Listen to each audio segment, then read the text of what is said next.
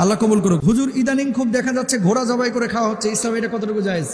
হানাফি মাযহাবের রায় অনুযায়ী এক শ্রেণীর ওলামা ইকরাম বলতেছে এটা না জায়েজ, আল্লাহ নবী নিষেধ করেছে। নবীজি নিষেধ করেছিলেন কখন? যে ঘোড়া জিহাদের আগে খাওয়া শুরু করেছে, সাহাবীরা বলছে এইভাবে যদি খাওয়া শুরু করো তাহলে যুদ্ধের জন্য ঘোড়া পাইবে কোথায়, নিষেধ করেছিলেন। কিন্তু উজবেকিস্তান, তারপরে রাশিয়া বেল্টের মুসলিম দেশগুলা, এই দেশগুলোর প্রত্যেকটা দেশের মানুষ ঘোড়া খায়। কেন? এরা বলে যে নবীজি যে বলেছিলেন সেই সময়ের মাসআলা সেটা ছিল ক্ষেত্র বিশেষে, এখন কি যুদ্ধ ঘোড়া নিয়ে হয়?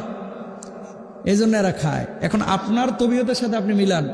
যদি আপনি মনে করেন যে খাইতে আপনার ভাল লাগে আপনি খাবেন, যদি খাইতে ভাল লাগে না তো আপনি খাবেন না। হানাফি মাযহাব এক্ষেত্রে খুব শক্ত যে না, খাওয়া যাবে না, এই জন্য আমরা খাই না। কিন্তু অন্যান্য মাযহাব এক্ষেত্রে শিথিল, এরা বলে যে খাওয়া যাবে, এই জন্য তারা খায়। তো মাসালাটা নিয়ে মতবিরোধ আছে। এখন আপনি কোন পক্ষে? আপনি আমারে বলবেন হুজুর আপনি কি খাইছেন? আমি খাই নাই, সাদিক আজারি ভাই খাইছে। বোঝেন নাই? আপনাদের এখানে ওয়াজ করছে না সাদিক আজারি ভাই? সাদিক আজারি ভাই খাইছে। হ্যাঁ, সাদিকুর রহমান। জনমনে একটা প্রশ্ন তৈরি হয়েছে যে ঘোড়ার গোশত খাওয়া যাবে কিনা। তো আমাদের কাছেও ফেসবুকে অনেকেই প্রশ্নটা করেছেন, আজকেও এই প্রশ্নটা এসেছে, ঘোড়ার গোশতটা খাওয়া যাবে কিনা। এ ব্যাপারে প্রথমে একটি হাদিস বলতে চাই। জাবের বিন আব্দুল্লাহ রাদিয়াল্লাহু তাআলা আনহু থেকে বর্ণিত হাদিস, নাহা রাসূলুল্লাহ সাল্লাল্লাহু আলাইহি সাল্লাম ইয়াউমি খাইবার, নবীজি সাল্লাল্লাহু আলাইহি সাল্লাম খায়বারের দিন নিষেধ করেছেন আন লুহুমিল হুমুরিল আহলিয়াহ। নবীজি সাল্লাল্লাহু আলাইহি সাল্লাম ওই সমস্ত ঘোড়ার গোশত খেতে নিষেধ করেছেন যেই ঘোড়াগুলো যুদ্ধক্ষেত্রে নিয়ে যাওয়া হয়, যুদ্ধের সরঞ্জাম হিসেবে কাজে লাগবে, এই ধরনের ঘোড়া থেকে নবীজি সাল্লাল্লাহু আলাইহি সাল্লাম এগুলোকে জবাই করে খাওয়া থেকে নিষেধ করেছেন। এরপরে নবীজি সাল্লাল্লাহু আলাইহি সাল্লামের আরো একটি হাদিস, নবী সাল্লাল্লাহু আলাইহি সাল্লামের জামানায় আমরা ঘোড়া জবাই করলাম, অতঃপর তা খেলাম। তাহলে প্রথম হাদিসে নবীজি সাল্লাল্লাহু আলাইহি সাল্লাম খায়বার প্রান্তে নিষেধ করেছেন। প্রথমে বুঝতে হবে যে খায়বারে নবীজি কেন নিষেধ করলেন। কারণ এতদিন ধরে ইহুদিরা মুসলমানদেরকে পরাজিত করার জন্য দিনের পর দিন চক্রান্ত করেছে। মদিনায় 3টা ইহুদি গোত্র ছিল, একটার নাম ছিল বনি নদর, বনি কুরাইজা, বনি কায়নুকা। এই 3টা গোত্র মিলে মুসলমানদের বিরোধিতা করেছে দিনের পর দিন। বস্তুত তাদের কারণেই প্রত্যেকটা যুদ্ধ সংগঠিত হয়েছে। যুগে যুগে মুসলমানদের বিপদ আপদ এবং পরাজিত হওয়ার সকল ঘটনার পিছনে ইন্ধন জুগিয়েছে ইহুদিরা। চূড়ান্তভাবে নবীজি যখন খায়বার প্রান্তে তাদের জন্য যুদ্ধ ঘোষণা করল, সেই খায়বারে যাওয়ার পর নবীজি সাল্লাল্লাহু আলাইহি সাল্লামের সাহাবায়ে কেরাম এত ক্ষুধার্ত হলো, তৃষ্ণার্ত এবং ক্ষুধার্ত অবস্থায় নবীজি সাল্লাল্লাহু আলাইহি ওয়াসাল্লাম সাহাবায়ে কেরামকে দেখলেন যে সাহাবায়ে কেরাম যুদ্ধের সরঞ্জাম হিসেবে যে উট নেওয়া হয়েছে সেগুলোকে জবাই করে খেয়ে ফেলতেছে। নবীজি তখন নিষেধ করলেন। এই হচ্ছে নিষেধাজ্ঞা। আগে বিষয়টা সাহাবায়ে কেরাম খেয়েছেন, নবীজি নিষেধ করেননি। যুদ্ধের ময়দানে নিষেধ করেছেন। খায়বারে নবী সাল্লাল্লাহু আলাইহি সাল্লামের সাহাবায়ে কেরামের মধ্য থেকে 91 জন সাহাবী খায়বার প্রান্তে শহীদ হয়েছেন। যদিও সিয়ারু আলামিন নুবালার ভিতরে 36 জন সাহাবীর হিস্ট্রি ঘাটলে পাওয়া যায়। অন্যান্য সাহাবায়ে কেরাম যে সমস্ত পানির খুর 2 ভাগ সেগুলো খাওয়া যায়, যেগুলো এক ভাগ সেগুলো খাওয়া যায়। আর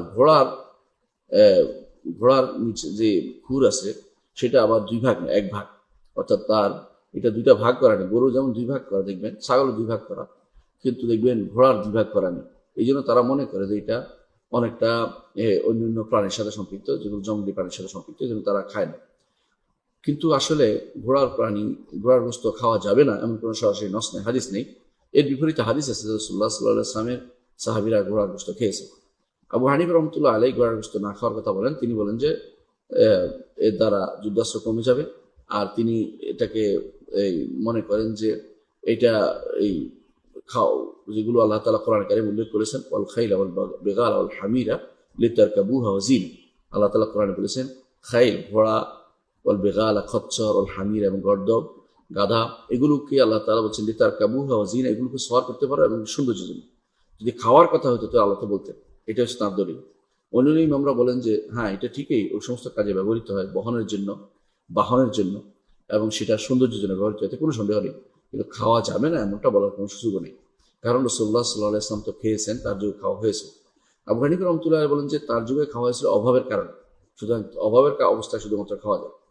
তো আমরা মনে করি ঘোড়ার গোশত খাওয়া জায়েজ আছে, কিন্তু সেটাও ব্যাপক আকারে যেন খাওয়া না হয়, কারণ ঘোড়ার গোশত খেতে একসময় খাইতে থাকলে একসময় বাহন সংকটে পড়বে, এবং সাধারণত ঘোড়া খুব প্রচুর পরিমাণে হয় এরকম নয়, ঘোড়া খুব রেয়ার হয় এবং সেটা খুব কম থাকে। সেটা খেয়ে ফেললে বাহনের ক্ষেত্রে বাহন কমে যাবে এবং যুদ্ধাস্ত্র কমে যাবে। আর আমরা কেলাম হাদিস সহিহ বুখারী মুসলিমের, খেয়েছেন কে? হ্যাঁ, সবচাইতে বড় সাহাবী আবু বকর সিদ্দিক রাদিয়াল্লাহু তাআলা আনহুর পরিবারের সদস্য আসমা বিনতে আবু বকর রাদিয়াল্লাহু আনহু, এবং তিনি একা খাননি, আমরা খেয়েছি। একটা ঘোড়া জবাই করে তার একাই খাননি, হ্যাঁ তিনি খেয়েছেন, তারপরে পাড়া প্রতিবেশী খেয়েছে, আত্মীয় স্বজনরা খেয়েছে, জি হ্যাঁ ওই খেয়েছে। তো নবী সাল্লাল্লাহু আলাইহি ওয়াসাল্লামের সাহাবায়ে ঘোড়ার গোশত খেয়েছেন। এই মর্মে এই একটি হাদিস।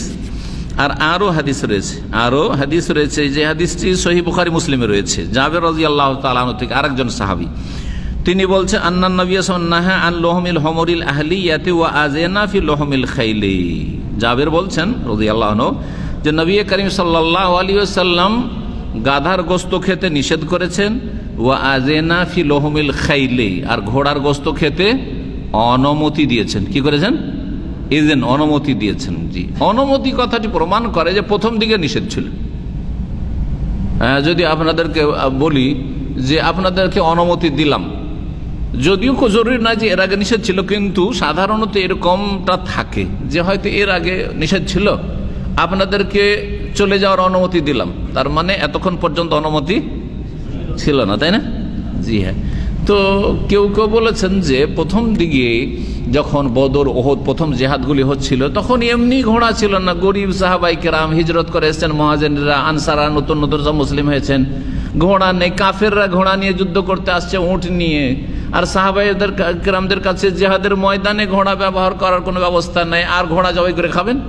তো সেই যুগে নিষেধ ছিল। কিন্তু যখন আলহামদুলিল্লাহ আল্লাহর নিয়ামত আসলো আর অভাব দূর হয়ে গেল, তখন রাসূলুল্লাহ সাল্লাল্লাহু আলাইহি ওয়াসাল্লাম ঘোড়ার গোশত খাওয়ার অনুমতি দিলেন।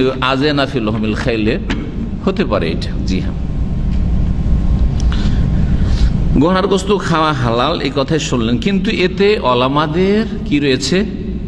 কয়েকটি মত রয়েছে, তিনটি মূলত প্রসিদ্ধ মত রয়েছে, আপনাদেরকে শোনাই। যাহাবাল ইমাম মালিক ইলা আন্না আকলা লুহমিল খাইল মাকরুহুন কারাহাতা তানজিহ।